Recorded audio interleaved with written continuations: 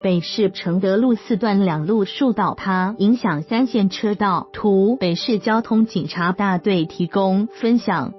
虽然哈努台风没有直接袭台，但因外围环流及共伴效应影响，北台湾出现大风大雨。除了兰屿及宜兰部分学校停班停课外，文化大学下午也因强风宣布停课。各地已经有灾情传出，有网友贴文指出，下午5点多在澎湖南海游客中心旁停车场，因为瞬间强风，竟吹倒一堆机车。而北市承德路4段中央行道树也有2棵不堪强风吹袭倒塌，影响3个车道。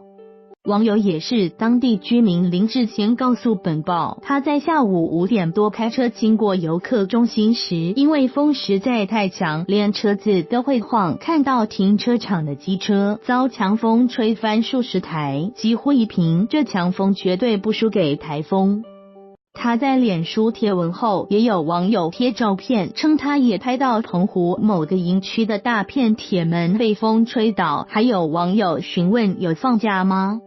另外，也有网友在脸书不公开脸书社团爆料公社贴文，只在下午5点多，台北市承德路4段2棵路树亦遭强风吹倒。北市交通警察大队表示，士林分局警员约5点半接获通报，到场进行交通疏导，并通知环保局协助清运道树。约7点半恢复3线车道通行，8点20分恢复正常。